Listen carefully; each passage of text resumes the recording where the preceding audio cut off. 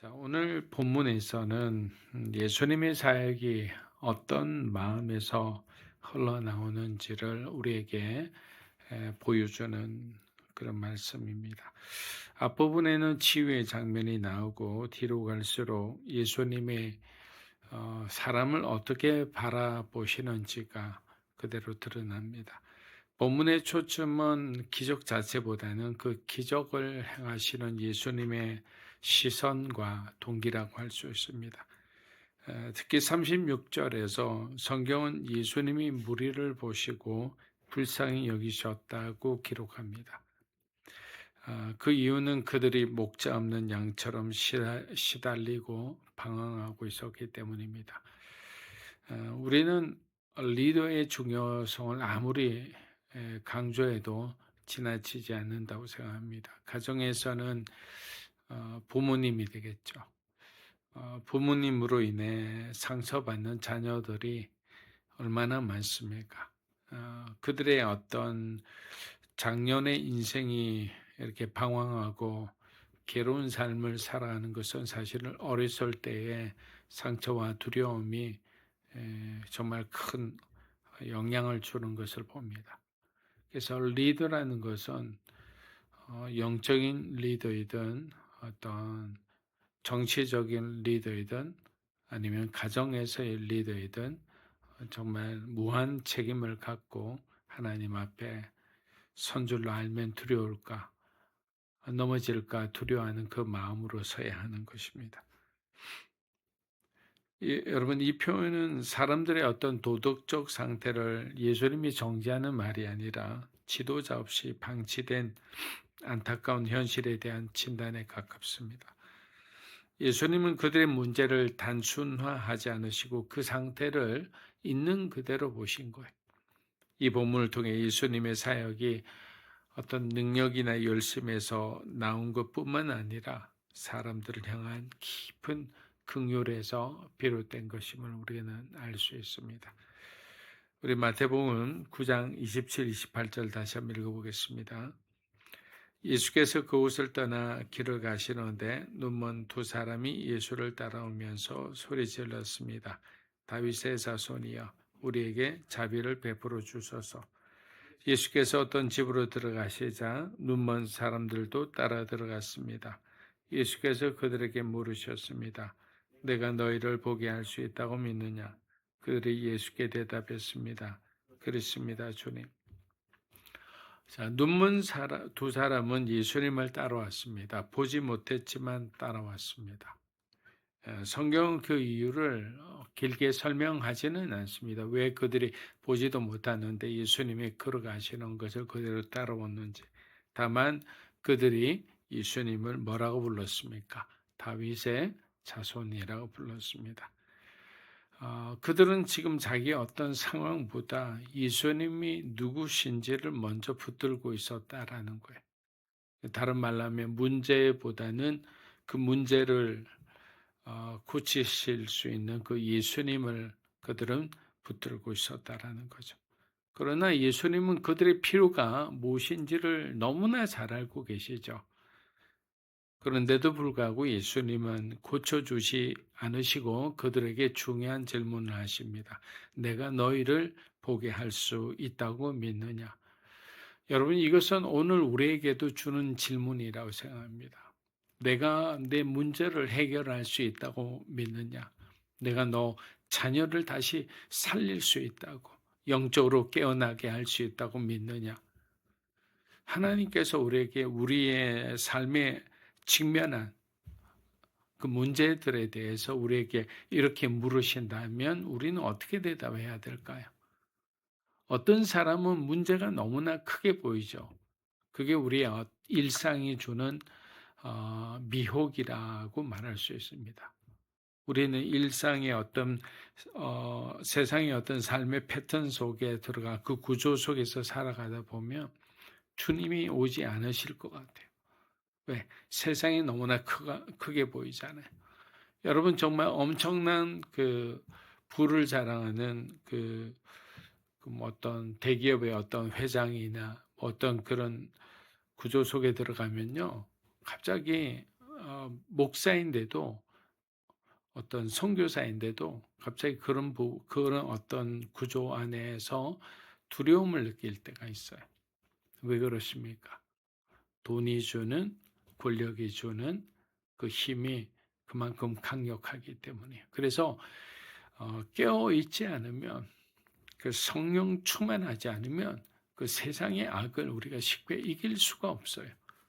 혼자 담대한 척하지만 사실은 마음속은 두려워하고 있는 거예요. 마음속은 그들의 온정을 바라고 있는 거예요. 그래서 중요한 것은 뭐냐? 예수님의 이 질문에 대답할 수 있는 믿음만 있으면 우리는 세상을 이길 수 있는 믿음을 가지는 거예요. 큰 어떤 극에서 시작하는 것이 아니라 우리의 작은 믿음에 충성해서 사실은 주님이 주시는 그 위대한 비전을 받을 수 있는 믿음으로 성장할 수 있다라는 거예요.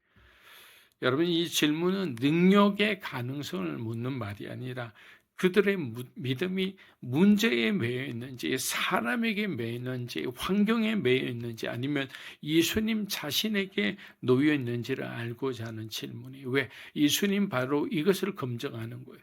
너희가 이 문제에 매달려서 이 문제가 너무나 힘들어서 이것을 해결하려고 나를 붙드는지, 아니면 예수님을 사랑하고 예수님의 뜻을 알기에 예수님을 믿습니다라는 그 믿음이 우선인지는 먼저 예수님은 보기를, 검증하기를 원하시는 거예요. 그들은 짧게 대답합니다. 그렇습니다, 주님. 이 대답은 자기 삶의 판단을 더 이상 자신이 붙들지 않고 예수님께 맡기겠다는 고백입니다. 그래서 이 본문은 우리에게 이렇게 묻고 있는 거예요. 우리는 예수님을 따라오고 있지만 여전히 판단은 우리 손에 쥐고 있는 것은 아닌지, 지금 당면한 문제 해결에만 집중하고 예수님을 놓치고 있지는 않은지를 이 눈먼 두 사람의 믿음과 비교하고 있는 것입니다. 자, 우리 마태복음 9장 29절 31절 한번 읽어보겠습니다. 그러자 예수께서는 그들의 눈을 만지시며 말씀하셨습니다. 너희 믿음대로 되라. 그러자 그들의 눈이 열렸습니다. 예수께서는 엄히 당부하셨습니다. 이를 아무도 모르게 하라. 그러나 그들은 나가서 예수에 대한 소문을 그저 온 사방에 퍼뜨렸습니다. 여러분, 예수님께서는 눈먼 두 사람의 눈을 이렇게 만지시면서 말씀하셨어요. 너희 믿음대로 되라. 이 말씀은 그들의 믿음이 얼마나 훌륭했는지, 위대했는지를 칭찬한 말씀이 아니죠. 믿음 그 자체의 기적을 만들어내는 능력이 있다는 뜻이 아닙니다. 우리는 믿음의 능력이 있다고 생각하는데 그것은 아니죠. 예수님은 믿음을 힘처럼 사용하신 적이 없습니다. 믿음은 언제나 예수님께 자신을 맡기는 통로였던 거예요. 그래서 내 믿음으로 막 산을 옮기겠다고 쥐어 이런다고 우리에게 어떤 능력이 부어지는 걸 봤습니까? 그게 아닌 거예요. 내 삶을 온전히 하나님께 맡길 때 그 하나님의 뜻이 나를 통해 어떤 문제들이 해결되도록 능력이 주어지는 거죠. 우리가 마치 주님께 능력을 위임받았다 생각하면 정말 착각이죠. 그래서 이 말씀은 이렇게 들려야 하는 거예요. 너희가 나에게 맡긴 그대로 내가 그대로 응답하겠다. 너희가 나를 믿어준 그대로 내가 너희에게 응답하겠다. 근데 우리는 이것을 잘못 이해한다는 거예요. 그리고 성경은 아주 담담하게 말합니다. 그러자 그들의 눈이 열렸다. 얼마나 심플합니까? 이어지는 장면이 또 중요합니다. 예수님은 그들에게 엄히 당부하셨어요. 이 일을 아무에게도 알리지 말라. 자, 이렇게 말씀하신 이유에는 예수님의 어떤 구속사의 한 과정 가운데 주님은 아직 더 일하셔야 되잖아요. 주님이 너무 많이 노출돼도 주님의 어떤 길이 또 어려워지잖아요. 자, 예수님은 기적이 소문으로 소비되는 것을 원하지 않으셨습니다.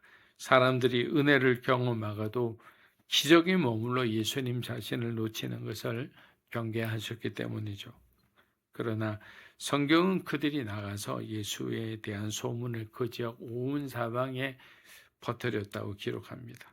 사랑하는 여러분, 성경은 이 행동을 노골적으로 책망하지는 않아요.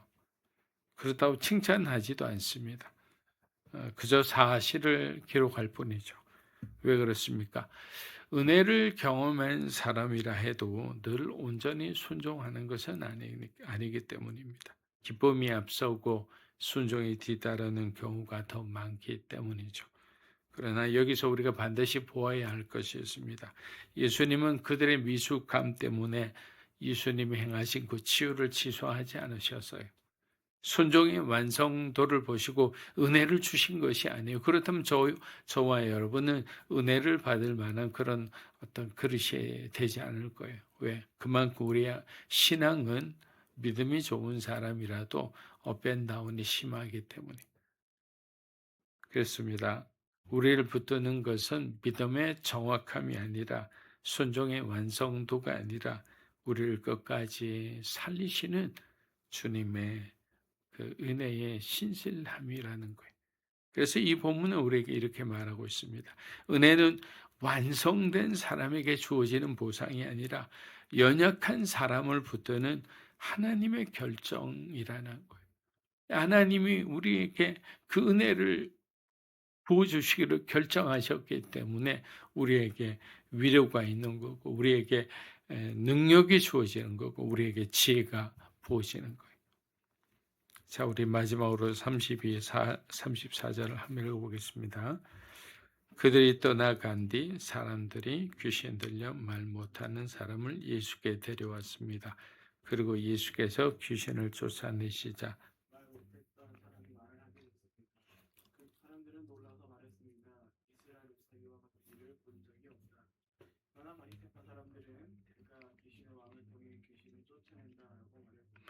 네, 눈먼 사람들이 떠난 뒤 사람들은 또 한 사람을 예수님께 데려왔습니다. 귀신 들려 말 못하는 사람이었습니다. 자, 이 사람은 자기 힘으로 예수님께 나올 수 없었죠. 왜? 누군가가 데려와야만 됩니다. 요즘에도 정신적인 병을 앓는 사람들이 얼마나 많은지 모릅니다. 저희 아들이 좀 아파서 데려갔었거든요. 근데 뭐 예약을 할 수가 없어요. 몇 달 후에 오세요. 이런 식이에요. 그래서 저는 깜짝 놀랐어요. 아니, 마음의 병을 치유하는데 이렇게 많은 시간을 기다려야 할 정도로 어떤 정신과 진단이 어렵나.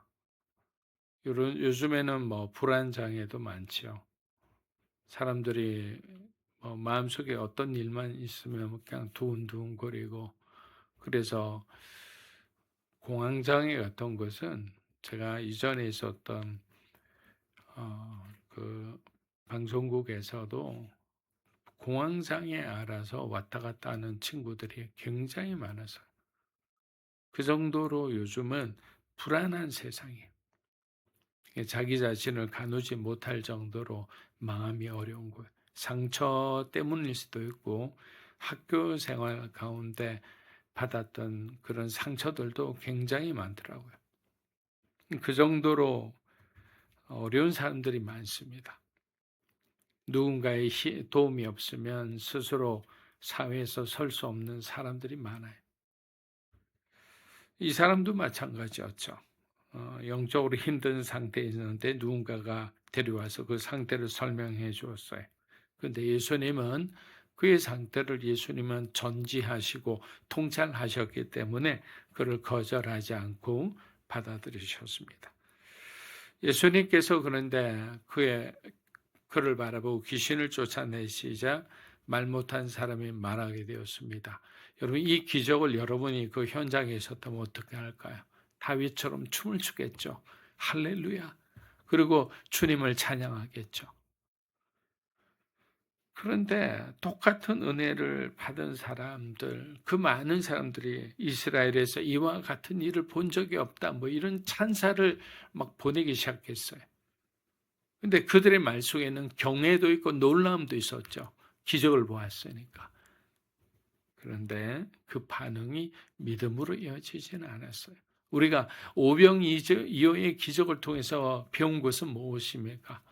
그 오병이어의 기적의 현장에 있었던 사람들도 예수를 죽이는 현장에 있었다는 사실이에요. 근데 누구도 나서지 않았고 바라바라 외친 사람도 있었던 거예요. 왜? 믿음으로 이어지지 않았기 때문에. 결국 우리는 기적이 아니라 뭐 해야 됩니까? 말씀을 들어야 되는 거예요. 말씀을 묵상하고 그 말씀 안에서 길을 찾을 때 그것이 결국 우리의 삶을 변화시키는 가장 큰 원동력이 되는데 어떤 삶의 현상을 보고 어떤 영적인 어떤 현상과 은사를 따라가면 어려우신다라는 거예요.